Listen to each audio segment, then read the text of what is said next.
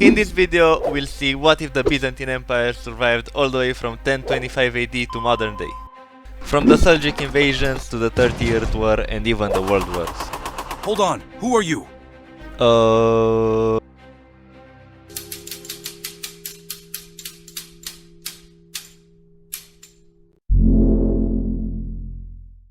The Byzantine Empire, also referred to as the Eastern Roman Empire, persisted as the Roman Empire's eastern continuation following the fall of the Western Roman Empire to barbarian invasions.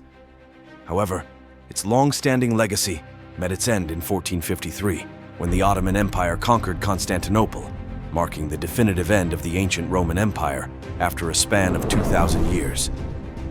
So why were the Byzantines defeated by the Ottoman Empire then? The reason was they were already weak by the time the Ottoman Empire even arrived. The Fourth Crusade, which was supposed to recapture Jerusalem from the Ayyubid Sultanate, instead they decided along the way to attack the capital of the Byzantine Empire instead, destabilizing the region and dissolving the empire. Okay, so to make sure that the Fourth Crusade never happened, we need to go back even further, right? Back to the 11th century, the Seljuk Turks just defeated the Byzantine Emperor, and in desperation calls for help from the Pope, who organizes the First Crusade against the Seljuk Turks and drives them out. So if we go back to when Basil II was the emperor, let's say that he manages to secure a capable heir that would manage to defeat the Seljuk Turks, and that would also prevent the First Crusade and the Second and the Third and finally the Fourth. Which would mean a stable and relatively strong Byzantine Empire with Turks either disappearing into the steppes of Central Asia or settling in the Middle East. Okay, so now what would happen to the world? Without the Crusades, the Teutonic Order would not have been established in Acre, which means they wouldn't have traveled to the Baltic states. Consequently, Prussia would not exist, potentially preventing the formation of Germany, although this is speculative.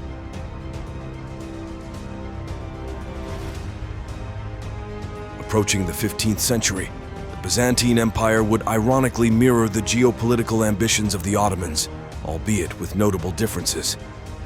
The Grand Duchy of Lithuania, which historically relied on support from the Polish kingdom, would find a new ally in the Byzantines.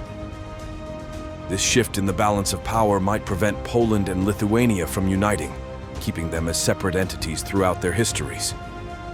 Meanwhile, the Byzantine Empire would gradually expand in the Middle East, taking advantage of the weakening Mamluk Sultanate. One side note, since Mamluks were predominantly Turks and the Turks never managed to conquer Anatolia here, it is unknown whether the Mamluk Sultanate would be stronger or weaker, so we'll just assume they are essentially the same as in our world. And in Europe, it would eventually clash with the Austrian crown. In the 16th century, the Byzantines would gain a powerful neighbor, Russia. Since both of them are Orthodox nations, they would act friendly at times and even ally together against any external threats. But due to their proximity, they will also often find themselves at war with each other due to conflicting interests in the regions such as Ukraine and the Orthodox nations of the Balkans. The Europe of this time would be divided between the Catholics and the Orthodox countries, but everything would change after the Protestant reforms, and a new wave of religions would appear.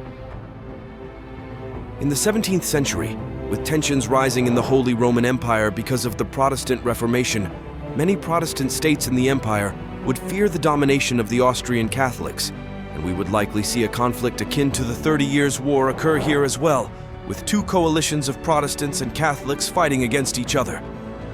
We would most likely see the Byzantines siding with the Protestants as a way of weakening the Austrian Empire. At the same time, we could see Russia joining the Catholic cause in a way of trying to keep the balance of power in Europe. In the later part of the century, we should see the Byzantine Empire slowly pushing towards Vienna and the Italian peninsula to assert their claim on the old Roman lands. Most likely, we could see a conflict between the Catholic states of Europe, Austria, Poland, Hungary, and the Orthodox hegemon of the Balkans. The Byzantines would most likely fail to break into Central Europe and would be stopped as Vienna, just as the Ottomans were. At the same time, this Byzantine Empire would be constantly harassed by the Persians and Arabs in the eastern part of the empire. So after a series of wars, the empire would most likely lose a bunch of territory until they have a stable border, that being the Danube and Balkan Mountains in Europe and the Anatolian Mountains in Asia. The subsequent centuries are less clear, but we can speculate that a figure akin to Napoleon would emerge in France, initiating a campaign to conquer Europe.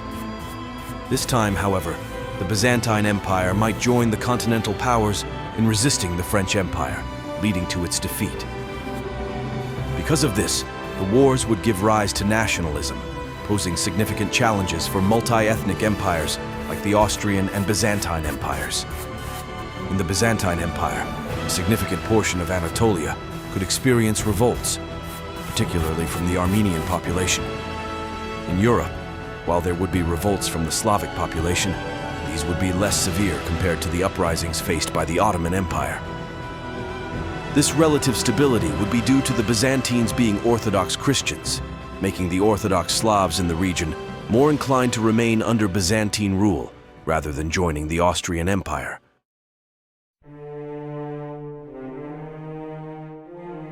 When World War I starts, the declaration of war would be between the Austrians and the Byzantines, with each having their own web of alliances around Europe. The Byzantines would be allied with a reformed Lithuanian Federation of Eastern Europe, France, Britain, Sweden, and Romania. On the opposing side, Austria would be supported by a weaker German nation-state, Russia, and Italy.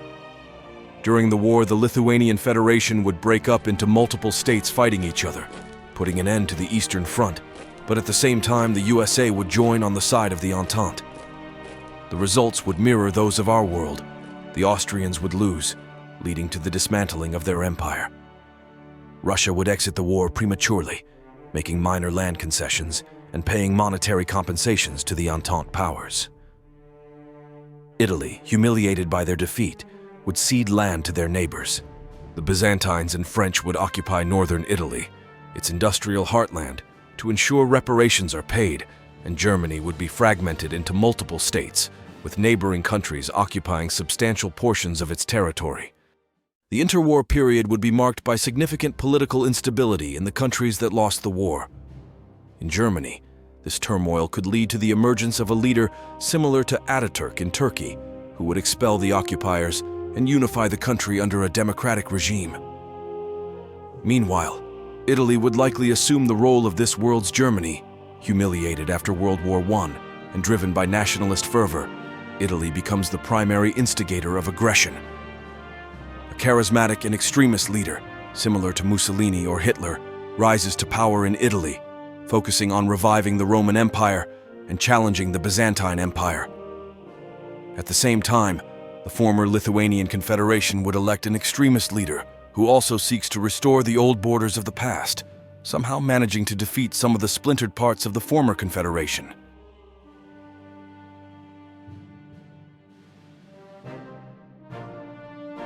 Italy launches rapid, aggressive campaigns in the Balkans and France, catching the Allied powers entirely by surprise. The Byzantines and the British officially join the war on the side of the French, but before they manage to mobilize their troops, it is too late. France, Austria, and various Byzantine territories fall to the Italian blitzkrieg. Lithuania, Spain, and Hungary officially join the Italian Axis, with the Japanese Empire in Asia entering an alliance with the Italians around the same time. With the Italian army seemingly invincible, they surprisingly get stopped along the Albanian mountains, and the war here slowly devolves into trench combat again, and skirmishes. But with the Italian morale still high, they decide to do a lightning-fast attack against Romania, hoping to bypass the Byzantine defenses in Albania. The initial attack goes very well, but they get slowed down because of the Carpathian Mountains, and even though they manage to capitulate Romania, it is already too late. The Byzantine Empire managed to put troops on the Danube, preventing the desired outcome of the Italian Empire. The battle now moves on to the Mediterranean, where the Italian and Byzantine fleets fight for the dominance of the Mediterranean.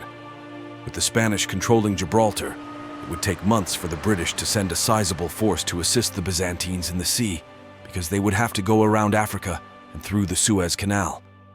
So for now, it is just a battle of these two Mediterranean giants, although Italy is assisted by Spain while the Byzantines stand alone. At the same time, the war in Africa would be a major battlefield here. The Italians would use the Spanish possessions in northern Africa and the territories captured from France here as a springboard to start their own colonial empire. With the Italians and Spaniards fighting the British colonial army, the front would constantly fluctuate between the two sides, with both coming on top at different times of the war. Britain would be kept afloat thanks to US Lend-Lease, and with relations worsening between the Americans and the Italians, and an attack by the Japanese military on US soil, the United States of America officially joined the war on the side of the British and Byzantines.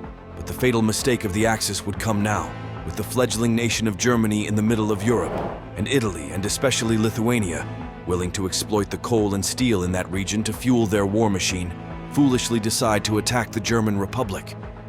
With initial success, the Axis soon finds out that they severely underestimated the young Republic. Soon enough, the Germans not only managed to kick them out of the country, but even push deeper into Lithuania and Italian-occupied France. Now all hell would break loose. The Russians, initially neutral, officially joined the war to help their Orthodox brothers and march into Lithuania, with the government in Vilnius officially capitulating. The US and Britain launched joint naval invasions in Morocco and Brittany, catching the Italians unprepared. Now, with the war decisively in the favor of the Allies, the situation is looking grim for the Italians, and it turns into a race with everyone aiming for Rome. With American troops liberating France and entering Spain, the government is suddenly couped, and it switches sides, joining the Allied powers. Hungary capitulates after Russian, Byzantine, and Romanian troops take Budapest, and now Italy stands alone in Europe. With the Byzantines themselves conducting a naval invasion in the south of Italy, and the invasion of the joined armies of the Americans and British in the northern part of the peninsula, everyone seemed unsure as to who will reach Rome first. But to everyone's surprise, the British and Americans conducted another successful naval invasion and managed to capture Rome, putting an end to the war. Then the Treaty of Milano would be signed, where the Byzantine Empire would set up a puppet regime in the south of Italy, and the Westerners would take the north. For the rest of Europe, they would split it up along spheres of influence, like they did in our world.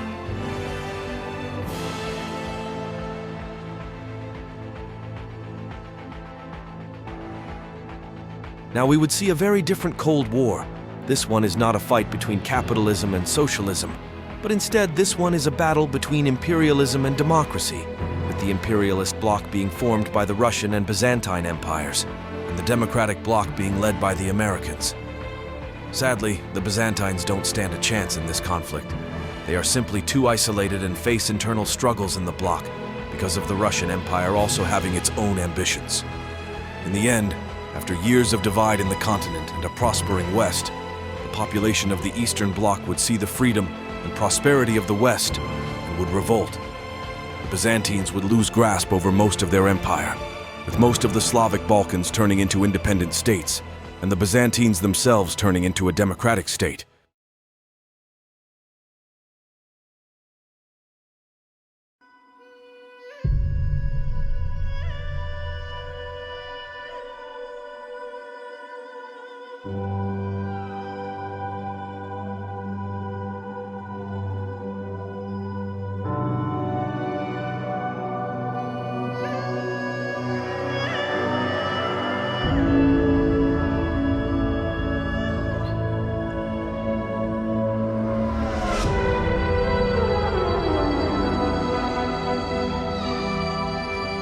A few decades later, the now Byzantine Republic is now a bastion of economic and military strength in the region, frequently investing in its former subjects and also an ally of their former enemy USA. With a population of around 100 million people, it is the second most populated country after Russia, and a very popular touristic destination among fellow Europeans. Nevertheless, the future of this country is looking bright,